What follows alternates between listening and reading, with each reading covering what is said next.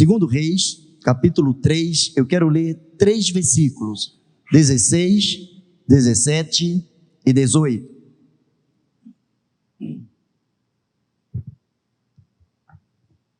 Diz assim a palavra do Senhor, segundo Reis 3, 16 a 18.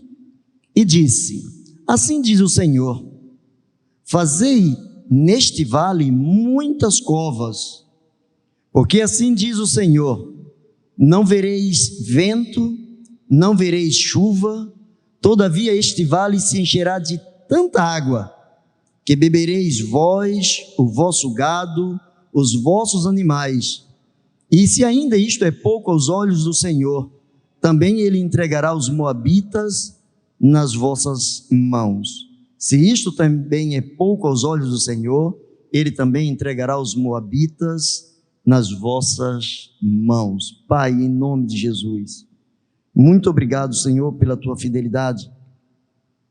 Obrigado pela leitura da tua palavra, Senhor. Só tu, através do teu Espírito, que é o autor da tua palavra, somente ele pode aplicar essa palavra aos nossos corações. Pai bendito, nós te pedimos que na tua grandeza, no teu santo e infinito amor, coloques essa palavra em nossos corações, pois assim pedimos em nome de Jesus. Amém e amém. A ordem do Senhor é sobre cavem covas. Cavem covas. Milagres não precisam de sinais. Eu quero começar desafiando a sua vida, buscando conhecer o refrigério que vem do Senhor, acreditando que milagres não precisam de sinais. Quando nós pensamos em milagre, nós pensamos naquilo que é sobrenatural, pensamos naquilo que está fora do nosso alcance, que não está na nossa alçada, que não está no nosso controle, aquilo que é sobrenatural, aquilo que vem do próprio Deus, aquilo que de uma forma inesperada ou inexplicável começa a existir, aquilo que passa a ser palpável, aquilo que passa a ser visível, sentido, independente de podermos ou não saber a sua origem, embora saibamos pela fé que a sua origem está no Senhor. A ordem do Senhor é cavem covas. É interessante que Eliseu, como homem de Deus, como servo do Senhor, como profeta do Senhor, ele sempre estava disposto a ouvir de Deus o que Deus tinha para o povo. Ele sempre estava disposto a receber de Deus aquilo que estava no coração de Deus para que fosse entregue ao coração do povo. O texto que nós estamos lendo, segundo Reis, capítulo de número 3, fala de um momento em que o reino de Israel estava dividido. Israel estava dividido, 9 tribos e meia de um lado, 2 tribos e meia de outro. Existia o reino do norte e existia o reino do sul. O reino do norte maior, o reino do sul menor, ambos governados, ambos tendo uma liderança, um rei, que buscavam fazer a vontade do Senhor, mas o povo em rebeldia, o povo em desunião, chegou ao ponto de rachar, chegou ao ponto de se dividir. Quando Deus conduziu o seu povo, desde que ele mandou Abraão sair da sua terra, da sua parentela, Deus sempre pensou em um povo uniforme, um povo que estivesse unido, pensando única e exclusivamente em como agradar ao Senhor. Pelas próprias apostasias, pelas próprias deficiências do próprio povo, o povo começou a se afastar de Deus, e os inimigos, os exércitos inimigos, os outros povos começavam a entender que cada vez que o povo se afastava de Deus, o povo sofria nas mãos de Deus, e os inimigos tinham triunfo sobre a vida daqueles que deveriam ser excelentemente os filhos de Deus, diante de quem não deveria existir nenhum tipo de derrota. É interessante que, se você pega no capítulo de número 3, você vai encontrar a palavra de Deus dizendo que os reis, os dois reis de Israel, eles estavam unidos, eles estavam procurando defender o seu próprio povo, e o seu povo estava sendo ameaçado, o seu povo estava sendo visualizado por um povo inimigo, e este povo inimigo estava arquitetando, estava fazendo planos de invadir Israel e dominar Israel. Ter Israel como seus cativos, ter Israel como um povo aprisionado e fazer de Israel aquilo que bem sucedesse em seus corações. Mas é interessante que quando Deus está no controle, independente da nossa fidelidade, a Bíblia diz que Deus continua sendo Deus. Quando nós somos fiéis, Ele é fiel. Quando nós somos infiéis, a Bíblia diz que Ele continua sendo fiel, porque Ele não pode negar a Ele mesmo. A sua fidelidade não se dá por conta do nosso merecimento ou do merecimento do povo de Deus, mas a sua fidelidade se dá devido à sua compaixão para consigo mesmo, o respeito que Ele tem para com Ele, o amor que Ele tem e o zelo que Ele tem pela sua palavra. Toda palavra que sai da sua boca tem um propósito e não volta vazia sem fazer aquilo que verdadeiramente agrada o seu coração. E é interessante que quando os reis souberam que estavam para ser atacados, estavam para de alguma maneira perder o controle, nós encontramos a palavra de Deus dizendo que eles se uniram e eles saíram por um lugar. O povo de Deus planejou, os dois reis, o reino do norte e o reino do sul, eles planejaram em como se defender do inimigo. E é interessante, quem conhece a região, quem conhece Israel, sabe que é uma região muito árida, é uma região muito seca. O deserto realmente é deserto. O deserto não é brincadeira, é verdadeiramente um deserto. E é interessante que eles buscaram a orientação de Deus, eles foram a Eliseu, pediram a Eliseu a orientação por onde eles deveriam ir, o que eles deveriam fazer, e a palavra de Deus diz que eles deveriam ir exatamente por um vale de um rio que estava seco, vazio, sem água. O povo deveria fazer uma determinada caminhada, deveria fazer um determinado projeto, mas esse projeto era uma caminhada longa, e os soldados e os animais que estavam saindo, estavam trilhando aquela caminhada, eles precisavam de água, e Deus mandou exatamente por onde não havia água, por um lugar onde havia acontecido um rio, existia um rio temporário, mas no momento em que eles estavam saindo contra o inimigo, não existia nada que pudesse encher os seus estômagos, pudesse matar a sua sede, pudesse conduzi-los em triunfo, humanamente falando. E é interessante como Deus age. A Bíblia diz que o povo de Deus começou a perguntar a Deus como sair, como fazer e o que fazer. E Deus mandou simplesmente que eles cavassem no longo daquele rio, no longo daquele local árido. Eles deveriam cavar muitas covas, mas essas covas precisavam ser rasas. Pense comigo. Você que mora no estado do Rio de Janeiro, você sabe o que significa o verão no Rio de Janeiro. Você sabe o que significa rio 50 graus. Você sabe quando você olha no asfalto e o asfalto chega a estar brilhando. Nós atingimos aqui 40 graus, 38, 41, 42, brincando durante o verão. E se você chega em um lugar que não tem asfalto, por exemplo, se você chega em uma rua que é de terra, é de chão batido, aquele lugar, ele fica totalmente árido. E se você bota pouca água, qual é a tendência? O solo vai sugar toda aquela água, e aquela água vai desaparecer. Para reter água, é preciso cavar de uma forma profunda, para que a quantidade, a imensidão de águas ali, possa compactar algumas moléculas de areia que estão ali ao redor, e de alguma maneira segurar aquela água. Mas Deus, quando quer agir, quando Deus quer demonstrar o seu poder, Deus quebra todas as regras das nossas lógicas, da lógica humana. E ele diz: vocês devem fazer muitas covas, porém essas covas precisam ser covas rasas. E a palavra do Senhor é bem enfática quando diz para eles o seguinte: vocês não vão ver vento, vocês não vão ver chuva, porém esse vale se encherá de tanta água que bebereis vós, o vosso gado e os vossos animais.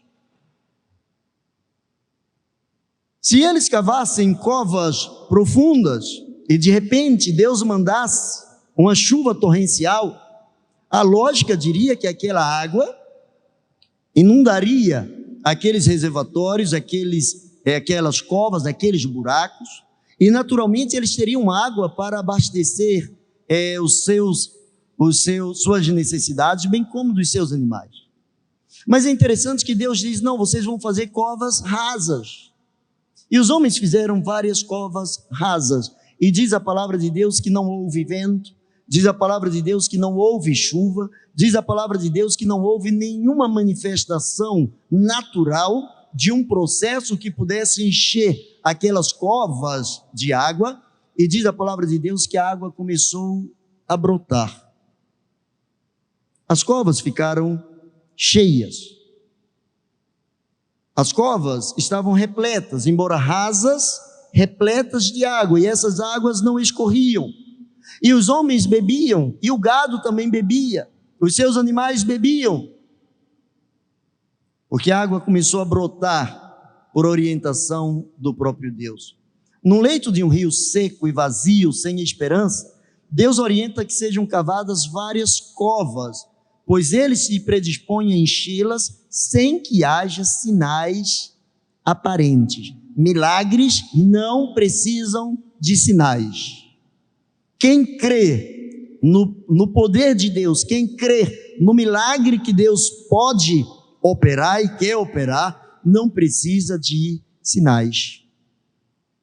Às vezes, nós somos um tanto quanto como Tomé. Às vezes nós queremos alguma coisa que possamos nos segurar, alguma coisa em que possamos ou a que possamos nos encostar para que a nossa fé seja desenvolvida. E Deus não trabalha com a nossa ajuda, Deus não precisa da nossa ajuda. Deus sabe exatamente o que fazer, como fazer, quando fazer.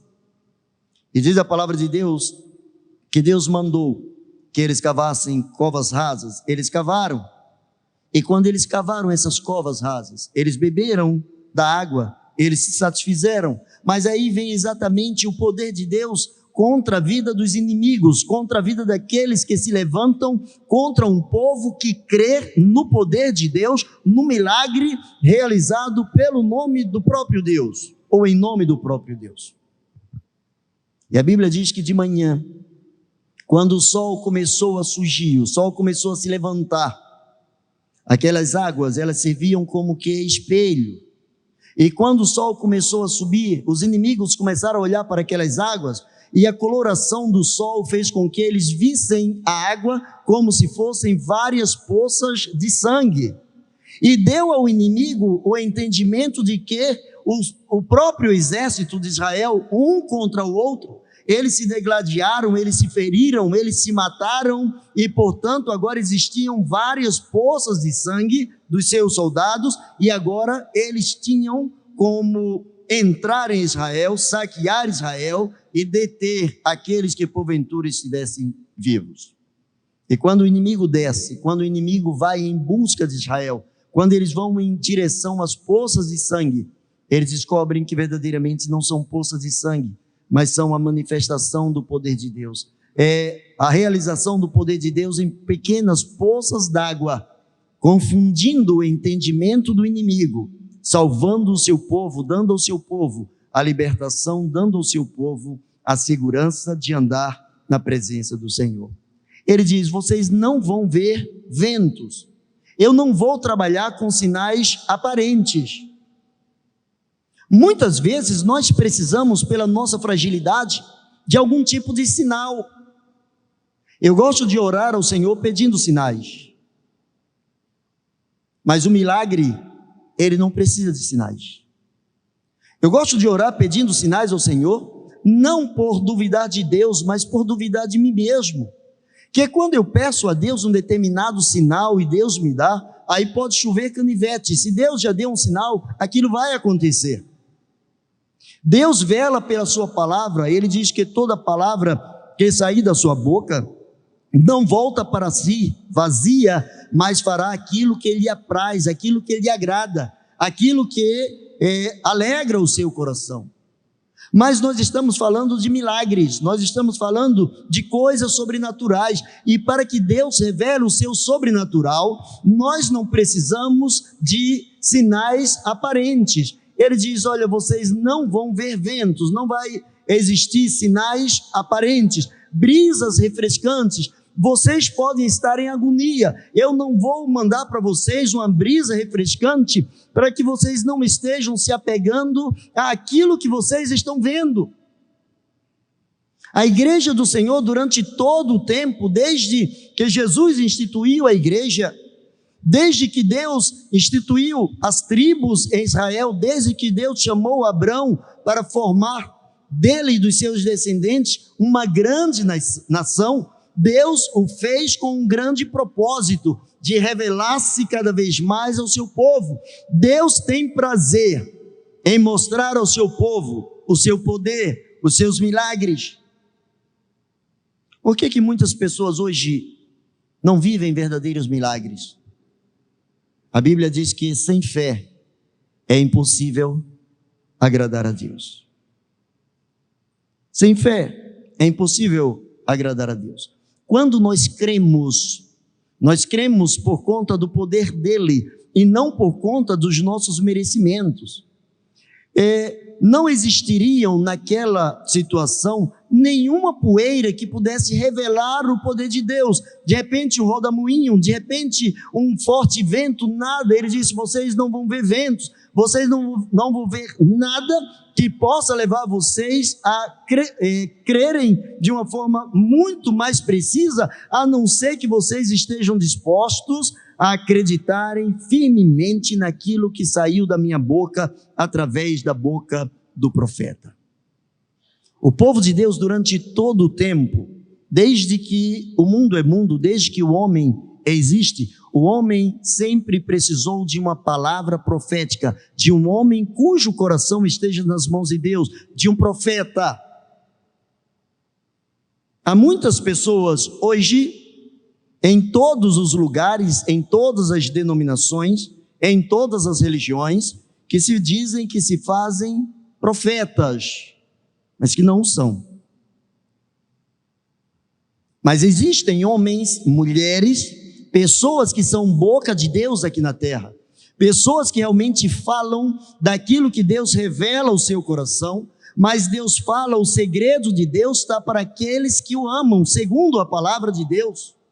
Deus não trabalha de forma aparente, Deus não vai dizendo a nós como Ele está se revelando, como Ele está trabalhando, porque se Ele nos der a opção de vermos a ação dEle, com certeza nós vamos querer interferir, vamos querer dar algum tipo de palpite para Deus.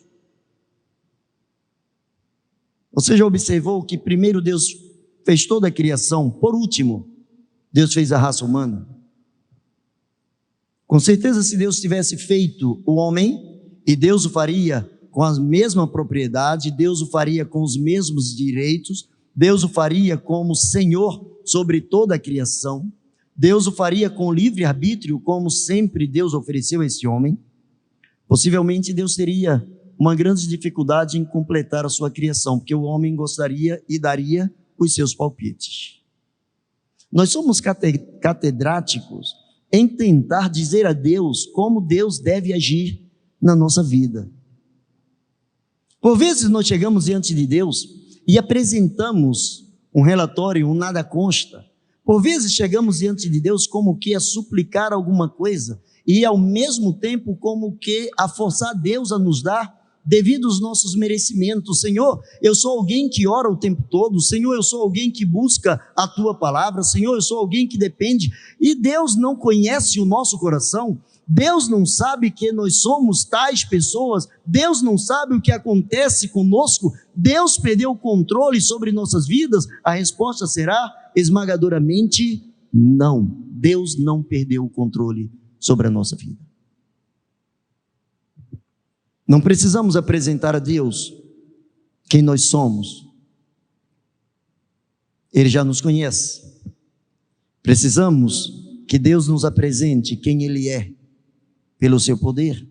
Ele diz: vocês não vão ver ventos, não vão ter nuvens que estejam impulsionando a fé de vocês. Uma das coisas que durante esses 37 anos de ministério, que eu tenho ouvido muito, desde meu tempo de seminarista, são pessoas que dizem assim: por que Deus não fala hoje? Por que hoje Deus não fala como falava no passado? Por que de repente no trovão Deus não responde a minha oração? Se você abrir a sua Bíblia lá em Hebreus, capítulo 1, eu não vou ler o capítulo, mas se você abrir em Hebreus, capítulo 1, você vai encontrar a palavra de Deus dizendo que, havendo Deus falado antigamente aos nossos pais, muitas vezes, de muitas maneiras, a nós, aprove a Deus falar através do Filho, a quem constituiu como herdeiro de todas as coisas. Vejamos bem, eu disse que o ser humano sempre precisou de uma voz profética, sempre precisou de um profeta. Quando Jesus nasceu, os magos que foram a ele levaram presentes que o qualificavam como profeta, sacerdote e rei, como alguém que estava trazendo de Deus uma palavra que revelava o próprio Deus, revelava a grandeza de Deus, mostrava o amor de Deus. Aprove a Deus falar-nos através do seu Filho, através do Senhor Jesus Cristo. Por que hoje Deus não tem falado para muitas pessoas? Porque muitas pessoas não conhecem o Filho de Deus. Muitos não conhecem o Filho de Deus. Mas eu conheço o Filho de Deus, eu sei que Ele morreu na cruz, eu sei que Ele voltará, eu sei que Ele é o único Senhor. A Bíblia diz: crês tu que há um só Deus? Ótimo, parabéns por isso. Mas até aí não tem nada demais, porque até os demônios também creem da mesma forma, e talvez creem muito mais veemente do que muitos homens, porque os demônios conhecem o próprio Deus de perto. Estão desde o princípio da criação. Crês tu que é um só Deus? Faze bem. Porém, os demônios também creem e estremecem. O Senhor diz: vocês não vão ver chuvas. Às vezes, quantas vezes encontramos pessoas que, ao invés de buscar no Filho, na palavra do Filho, na palavra revelada pelo Espírito Santo de Deus, quantas pessoas preferem ouvir um e outro? Por vezes temos aquele irmãozinho ou aquela irmãzinha, em várias denominações nós temos isso, que é como se fosse o guru espiritual. Quantas pessoas correm para aquela irmãzinha ou para aquele irmãozinho para saber o que Deus revelou?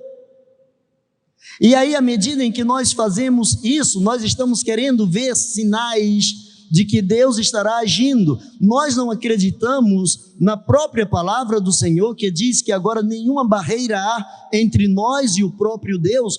Não acreditamos no rasgar do véu de cima a baixo, Deus nos dando com isso livre acesso ao seu trono de graça, livre facilidade de chegar à sua presença. Não precisamos mais de alguém que teoricamente tenha mais fé do que nós.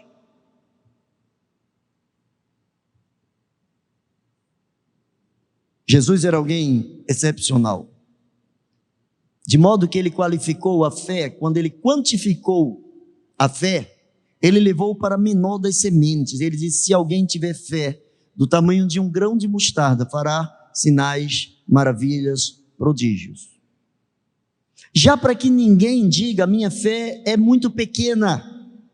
Ele não fala nem de fé pequena, ele fala de fé praticamente inexistente, do tamanho de um grão de mostarda. Se você nunca viu o grão de mostarda, a semente do grão de mostarda, se você tem na sua porta, algumas portas de madeira, com o tempo ela começa a dar bicho, e ela começa a sair um pozinho, e aquele pozinho, o grão de mostarda, a única diferença é que ele é pretinho, mas é do tamanho daquele pozinho que cai da porta. É isso, se você quer quantificar, se você quer mensurar a fé, é a isso que Jesus comparou. Se a sua fé existir, é praticamente se existir apenas o cheiro da sua fé, o cheiro da sua fé, Deus age. Deus age. Ele está disposto a fazer com que a água comece a brotar, sem que haja vento, sem que haja nuvem, sem que haja chuva, sem que haja sinais aparentes. Ele diz, vocês não vão ver chuvas. Eu vou deixar vocês sem aspectos confortáveis. É muito bom quando nós pedimos a Deus chuva e encontramos o céu enegrecido. Aí a nossa mente começa a pensar, se o céu está escuro, a lógica é que vai chover. Alguns dias atrás eu estava vendo uma reportagem no sertão nordestino, um determinado senhor, um determinado agricultor, ele com a enxada para cima, agradecendo a Deus porque a chuva estava caindo. Ele disse que naquela região já havia praticamente 2 anos sem uma gota de chuva. E quando a chuva começou a cair, ele começou com a enxada para cima, começou a louvar a Deus, porque a água estava caindo.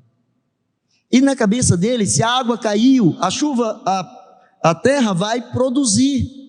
Se Deus mandou chuva, a terra vai fazer com que brotem as sementes, vai fazer com que os vegetais cresçam e vai fazer com que ele tenha abundância.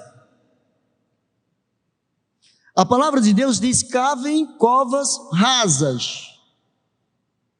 Eles cavaram covas rasas. A Bíblia não diz aqui profundidade, mas eram covas rasas. Não teria como cavar de uma forma rasa e a água sair, encontrar um veio, encontrar uma nascente de água.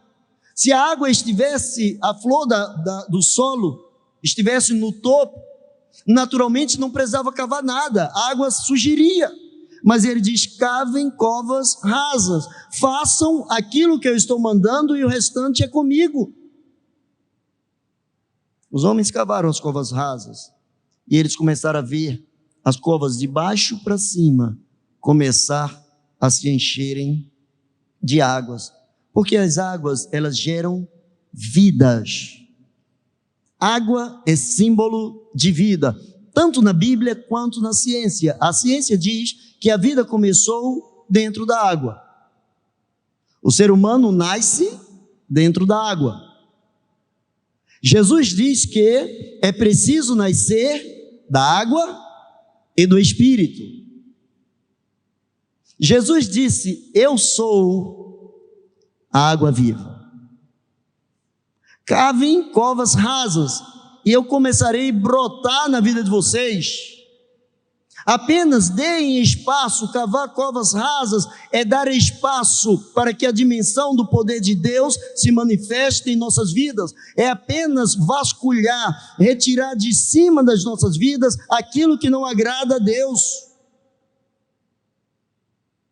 Não precisamos ser teólogos, não precisamos ser aprofundados no conhecimento, não precisamos cavar tanto para encontrar o poder de Deus. Ele diz, façam covas rasas e o restante é comigo. As águas, elas matam a sede. Jesus disse, eu sou a água viva. Aquele que beber da água que eu lhe der nunca mais terá sede. Aquela mulher à beira da fonte, ela não entendeu isso. Ela começou a entender quando Jesus levou aquela mulher a cavar uma cova muito rasa. A Bíblia não diz que Jesus estava fazendo terapia com aquela mulher. A Bíblia não diz quanto tempo Jesus levou falando com aquela mulher, mas dá a entender que não foi uma coisa tão longa, não foi o dia inteiro conversando com aquela mulher. Jesus olhou para aquela mulher, depois de falar algumas coisas, Jesus diz: vai e chama teu marido. E a mulher começa a falar para Jesus: eu não tenho marido.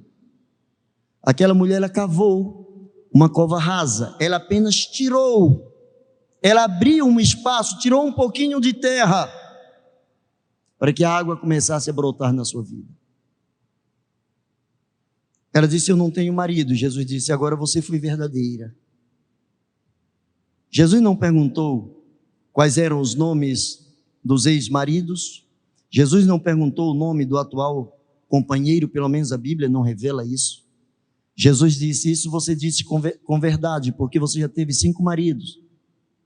E eu quero dizer a você que o fato de você dizer que não tem marido, você começou a cavar uma cova rasa, e eu vou começar a brotar um pouquinho de água na sua vida. Jesus estava dizendo para aquela mulher: você está em adultério. Olha que impacto. Aquela mulher chegou conversando com Jesus, ou Jesus chegou conversando com aquela mulher, e Jesus chega para aquela mulher e diz assim: você está em adultério. Porque Jesus disse: esse que você tem não é teu marido. Esse que você tem não é o seu marido. Aquela mulher diz: Senhor, eu vejo que tu és profeta. O homem sempre vai precisar de um profeta. Eu vejo que tu és profeta. Ela corre, chama os seus amigos, chama as pessoas, e sabe o que ela diz para eles? Ela começa a abrir outras covas rasas, e ela diz o seguinte: venham ver um homem que me disse tudo quanto eu tenho feito. O que Jesus falou para ela? Você está em adultério, só isso. Jesus disse: eu olho para você e eu vejo o pecado na sua vida, mas aquele que beber da água que eu lhe der, aquele que beber da água, independente da profundidade da cova, a água que brota, a água que eu mesmo dou, nunca mais terá sede. Ela vai, chama as pessoas chegam e dizem para ela, depois que ouvem Jesus falar, dizem: olha, já não é pelo que você falou, agora nós estamos convictos, nós estamos abrindo outras covas, está brotando também em nossas vidas, estamos sentindo uma água diferente que está entrando no nosso interior. Já não é pelo teu testemunho nos trouxe a Jesus, mas agora nós mesmos temos constatado de que esse é o Messias em que nós esperávamos. A água, ela serve para refrigerar. Quem tem carro, como os irmãos têm aqui, carro de última geração, não, né? Tem irmão aí que olha para o carro liga sozinho, né? Encosta no carro, o carro já pergunta: sim, Senhor, para onde é que eu devo levar você, né? Olha para o irmão do seu lado, se ele sorrir é porque o carro dele é desse, tá? Agora, se ele ficar muito sério, é porque o carro dele é aquele que precisa dar uma chupetinha, né? E já anda com a garrafa d'água do lado, em todo lugar ele está refrigerando o seu carro. Quando o carro, não sou mecânico, não entendo de mecânica, mas eu sei que quando o carro ele está com algum vazamento de água, naturalmente o condutor, alguém precisa estar completando aquela água, senão o que acontece com o motor? Ele ferve. E aí o que é que as pessoas fazem? Coloca água para refrigerar. O salmista diz: refrigera a minha alma, guia-me pela vereda da justiça, por amor do teu nome. A água serve para refrigerar. Deus disse ao povo lá no deserto: eu não vou mostrar nenhum sinal para vocês, ou vocês acreditam ou vocês acreditam. O sinal é que está saindo da boca do meu profeta, na boca do meu servo, está saindo a palavra. Se vocês acreditarem e fizerem, eu sou Deus suficientemente capaz de zelar pela minha palavra e fazer aquilo que eu mesmo estou predisposto a fazer. Cavem covas rasas. O vale se encherá Jesus disse assim, olha, Deus disse assim para aquele povo: eu vou revelar quem eu sou. O vale, ali onde havia corrido um rio, existem alguns rios em vários lugares do mundo que são rios temporários. Em algum momento da vida eles estão cheios, e em outros momentos da vida eles desaparecem. Por exemplo, o Negev, ou Negueb, como alguns preferem, o próprio salmista fala sobre isso. O Negueb, ele está em uma situação geográfica que uma boa parte do ano, por cima dele passam-se animais, torna-se estradas, pessoas andam a pé enxuto por cima do seu leito. Porém, quando chegam as chuvas, como ele está entre montanhas, a chuva vai trazendo todos os dejetos, toda a fertilidade que existe na terra, e vai trazendo para o seu leito. Então vai trazendo também sementes, muitas delas colocadas através do vento no deserto, muitas delas levadas através dos pássaros. E quando essas sementes descem e encontram a água, o Negev, ele começa a ter as suas margens cheias de flores. Aí o salmista diz: até o Negev tem os seus dias de glória, até o Negev tem os seus dias de triunfo. E o Senhor, ele diz que ele, como o Senhor da vida, ele quer revelar a sua divindade, ele quer mostrar do que ele é capaz, depois que os homens, em obediência, cavassem covas rasas. Você está entendendo que você não precisa fazer muita coisa? Não precisa fazer muita coisa. Você só precisa deixar que Deus faça muita coisa em você, por você, através de você. Às vezes nós corremos tanto para lá, para cá, fazemos tanta coisa, queremos fazer tantas realizações e não atingimos os nossos objetivos. Entenda bem o que eu vou falar, para que você não se torne um descansado preguiçoso e diga assim: o pastor disse que é melhor descansar. Mas a Bíblia diz que Deus dá aos seus amados enquanto eles dormem. Não significa que Deus não queira que trabalhemos, mas o que a Bíblia diz, que Deus dá aos seus enquanto eles descansam. Eles estavam no deserto, eles estavam num lugar cheio de calor, sem nenhuma perspectiva, sem nenhuma nuvem, sem nenhum vento, nada que pudesse conduzi-los a uma fé racional. E o Senhor diz: o que eu quero que vocês façam é cavar covas rasas. Depois de cavarem em obediência, a vida começará a brotar de onde não se espera. Deus, ele é especialista em nos surpreender. Ele sempre faz muito mais acima do que pedimos ou pensamos. Se não percebemos que ele faz mais, é porque nós atrapalhamos. A bênção do Senhor é que enriquece. É a bênção do Senhor que enriquece. Bem-aventurados são aqueles que esperam no Senhor, aqueles que confiam no Senhor, aqueles que descansam no Senhor, aqueles que veem a vida brotar por conta da palavra do Senhor, por conta da orientação do Senhor. O vale se encherá. A Bíblia diz: porque a terra se encherá do conhecimento e da glória do Senhor, como as águas cobrem o mar. Isso é bíblico, isso é profético. O mundo se encherá do conhecimento e da glória do Senhor. As pessoas se encherão do conhecimento, da glória do Senhor. Estamos caminhando para um tempo em que se cumpre aquilo que Jesus falou em Mateus 24:12, quando ele diz: por multiplicar-se a iniquidade, o amor de muitos esfriará. Não de todos, de muitos. Vamos brincar de ser honestos? Deixa eu te fazer só uma pergunta, não precisa responder para mim. Vamos brincar de ser honesto. Quantos aqui tem? E aí, para responder essa, você não precisa brincar não, pode ser verdadeiro. Quantos aqui tem mais de 1 ano de convertido? Levante a mão aí. Não, se estiver na dúvida, não levante não. Quem sabe você ainda não foi convertido, não é? Mais de 1 ano, tá bom. Então agora vamos brincar de ser honesto.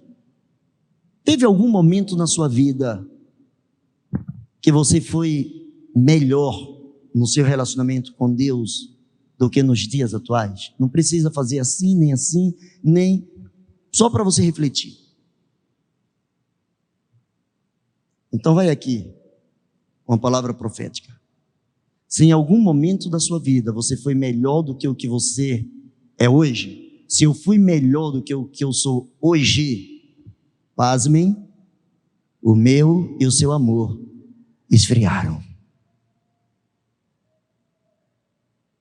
O amor de muitos esfriará.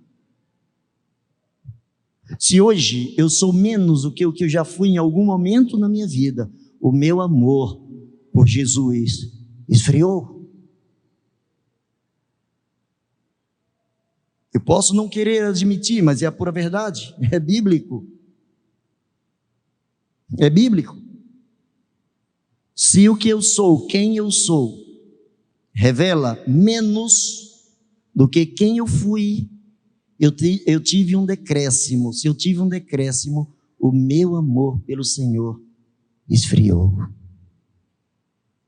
E querendo ou não, eu estou me encaixando em Mateus 24, 12. O amor de muitos esfriará. Mas calma, não estou aqui para fazer você sair daqui com um peso de consciência, estou aqui para desafiar você a ser melhor do que quem você já foi, a pedir ao Senhor: Senhor, eu quero ser no mínimo o melhor que eu já fui em toda a minha vida. Se eu já fui um crente nota 9 e hoje eu sou nota 4, eu quero no mínimo começar com nota 9. Eu posso ser melhor do que quem eu sou. Eu preciso ser melhor do que quem eu sou. Por vezes eu quero justificar diante de Deus a minha inexatidão, a minha falta de crescimento pelas coisas que me acontecem. Sempre coisas aconteceram na minha vida, boas e ruins, independente da minha conversão, sempre coisas aconteceram boas e ruins na minha vida, porque eu não sou alienígena. Eu sou um ser humano criado em imagem e semelhança de Deus. E o próprio Senhor Jesus disse: enquanto você estiver no mundo, você vai passar por aflições. Mas eu quero caminhar para o final. O vale se encherá. Deus disse: cavem covas rasas, e o vale se encherá, porque é ordem do Senhor. É ordem do Senhor. É ordem do Senhor que eu comece a cavar na aridez, no deserto do meu coração. Eu comece a voltar a praticar as coisas que eu praticava, voltar ao primeiro amor, voltar àquela visão de alguém que verdadeiramente servia ao Senhor com alegria, me apresentava a Ele com cânticos. De praxe, quando nós somos novos convertidos, quando vimos a igreja, que prazer trazer uma Bíblia na mão, andamos como que de uma forma orgulhosa, dizendo para as pessoas: eu estou indo servir ao meu Senhor, eu estou indo adorar ao meu Deus. E o tempo vai passando, os problemas vão chegando. A grande desculpa nossa agora foi a pandemia, excetuando-se, já falei isso aqui algumas vezes, excetuando-se as mortes. Se não existissem as mortes durante a pandemia, eu diria para você que dos últimos tempos foi a maior bênção, foi ter chegado essa praga na existência humana. Parece algo surreal, né? principalmente para os cristãos, principalmente para os servos de Deus. Porque o Covid, ele nada mais, nada menos fez do que apenas revelar quem nós somos. Tinha pessoas que tinham uma casca de crente. Tinha tudo de crente. Você olhava para ela, para essa pessoa, tinha tudo de crente. Mas o interior só quem sabe é Deus. Aí o Covid chegou, aí as pessoas começaram a se encostar, as pessoas começaram a desanimar. Quando que alguma praga, quando que algum Covid, quando que qualquer ser, quando que qualquer enfermidade ou doença pode ser maior do que o poder de Deus em nossas vidas? O problema é que algumas pessoas já estavam infectadas por um Covid chamado pecado e já nem percebiam mais. As pessoas já estavam insensíveis.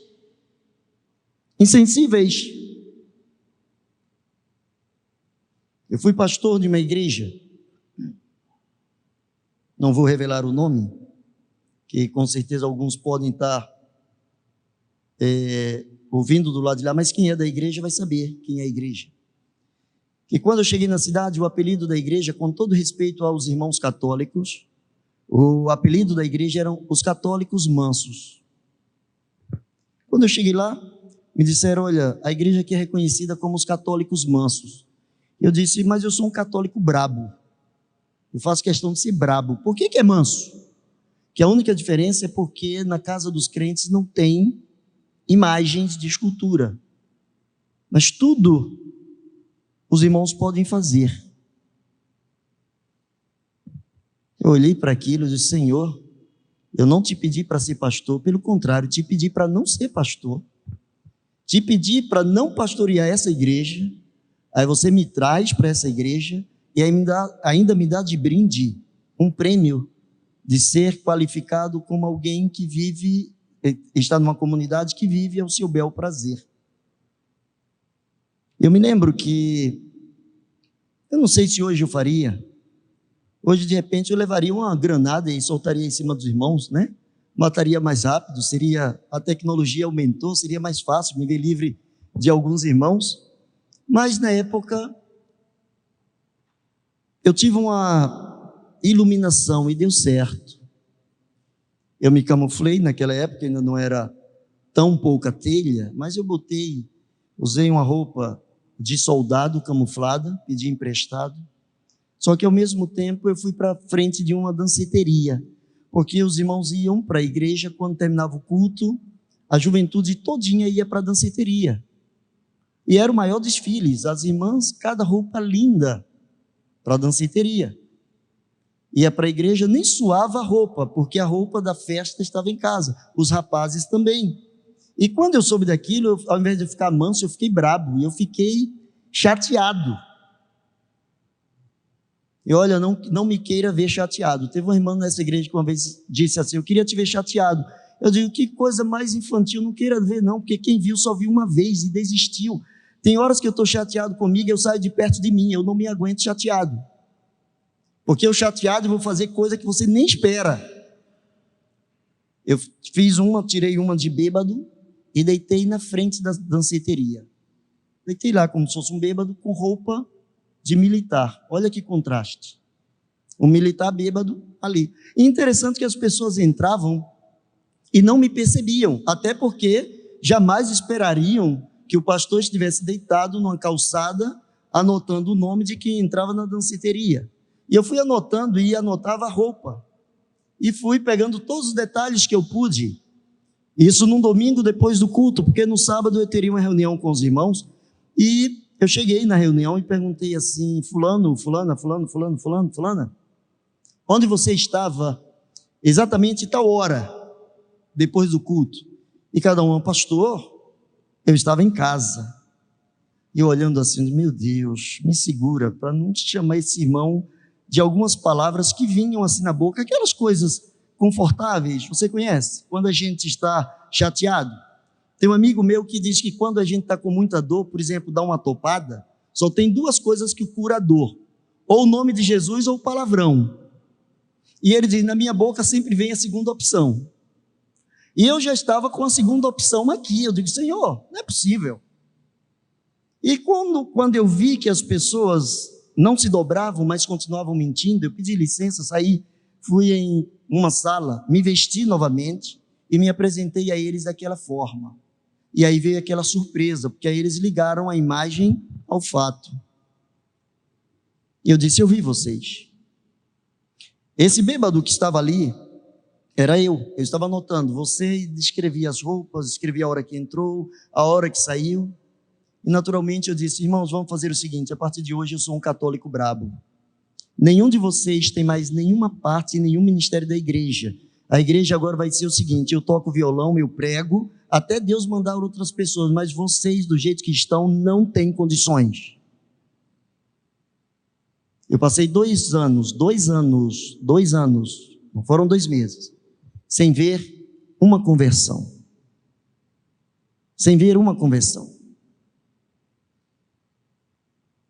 Eu me ofereci para dar aula. Sabia que tinha um colégio da comunidade que tinha carência de professores, eu fui lá. E ninguém queria dar aula, porque a quantidade de dólares que cada professor recebia não compensava. E o diretor olhou para mim e disse assim, mas o senhor sabe quanto a gente paga? Eu disse, não, eu não estou aqui por dinheiro não, eu vim aqui porque eu tenho alguma coisa que eu posso oferecer para a comunidade. Eu já tenho meu salário, eu não preciso do dinheiro, parecia rico, né? Não preciso do dinheiro que o colégio possa me dar. E aí eu entendi porque Deus me levou para ali. Você sabe que tudo na vida, se você quer conseguir alguma coisa de alguém, proíba. Tudo que é proibido é gostoso, você já viu isso? Todo diabético gosta de açúcar, você já viu? Não, toda pessoa que precisa fazer regime gosta de gordura, você já viu isso? Tudo que é proibido é gostoso. Adão, tudo é seu menos isso. O que é que ele preferiu? O menos isso. Comecei a dar aula e as pessoas diziam assim, sabiam que eu era pastor? Pastor, como dizia minha mãe, aluno é uma raça. Aluno é uma raça. Temos alguns professores aqui que vão concordar comigo. Aluno, ele faz de tudo para enganar o professor. De tudo. Ele está ali porque quer aprender, mas faz de tudo para enganar o professor. E diziam assim, fale um pouquinho da Bíblia. Então, eu não vim para cá para pregar a Bíblia. Aqui eu não prego a Bíblia. Aqui eu só vou dar aula de português. Se você quiser a Bíblia, fala comigo no intervalo. Mas eu chegava no quadro e botava o pensamento do dia. Entrega o teu caminho ao Senhor, confia nele e o mais ele fará.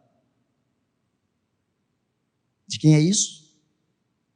Botava lá, filósofo Davi. E eles começavam a ver aquela coisa todo dia. Qual é o pensamento do dia? E daí algumas pessoas começaram a se converter. Chegou um momento que toda a minha liderança, toda, exceto o vice-presidente, todos os outros cargos eram pessoas que tinham sido meus alunos naquela escola. Sabe por quê? Porque existem momentos na vida que a gente precisa cavar covas rasas. Só tirar um pouquinho da terra que está atrapalhando, só isso. E o restante Deus faz.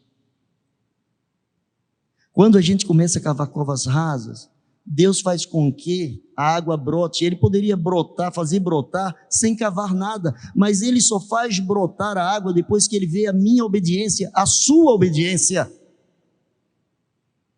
Só depois que Ele vê que estamos expostos e disponíveis para atender a sua ordem, é que Ele manifesta o seu poder. Na realidade, Ele mostra que os milagres não precisam de sinais. Os milagres não precisam de lógica.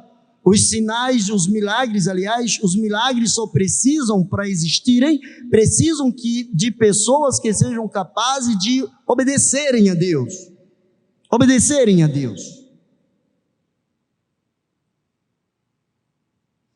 Como estão as tuas covas? Rasas?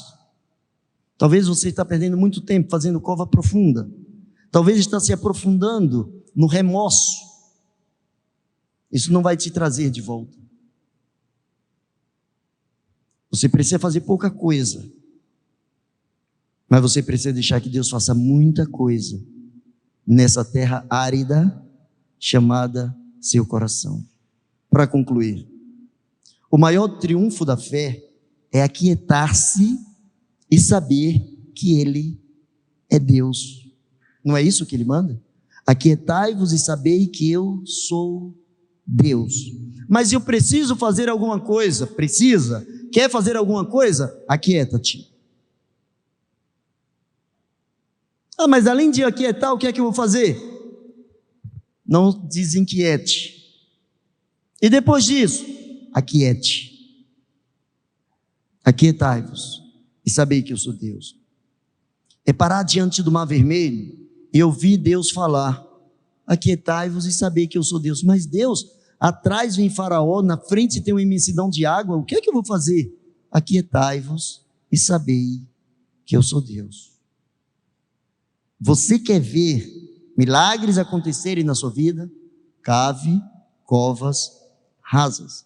Cavem covas para que Deus encha de modo surpreendente.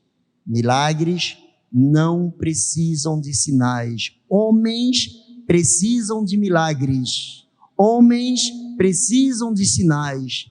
Milagres não precisam de sinais. Milagres precisam, para acontecer, precisam ser promovidos pela palavra do Senhor. Baixe a sua cabeça. No início nós oramos aqui por cura, por prosperidade financeira, por situações adversas. Esses milagres, eles acontecem se estivermos dispostos a cavar covas rasas. Rasas. Ou seja, cavar aquilo que a gente pode. E o que é que a gente pode? Chegar diante do Senhor em obediência à sua palavra e perguntar: Senhor, o que queres que o teu servo faça?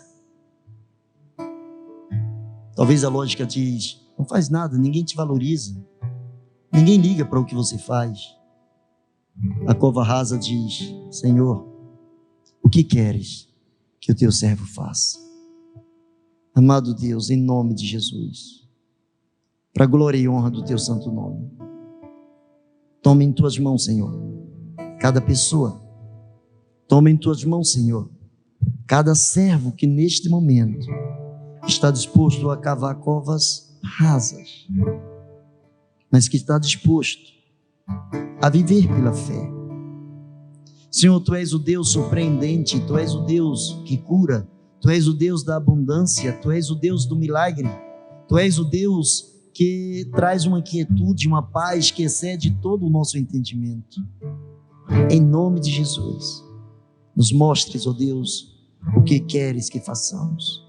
Mostra-nos, abre os nossos olhos diante da Tua palavra, revela-te a nós, Senhor. Ensina-nos a cavar covas rasas. E, Senhor, preenche essas covas rasas com águas transbordantes. Confunde, ó Deus, os nossos inimigos. Confunde, ó Deus, os pensamentos que se levantam contra a nossa fé. Ó Pai, em nome de Jesus, manifeste a Tua graça mais uma vez, pois assim oramos em nome de Jesus. Amém e amém. Deus abençoe você.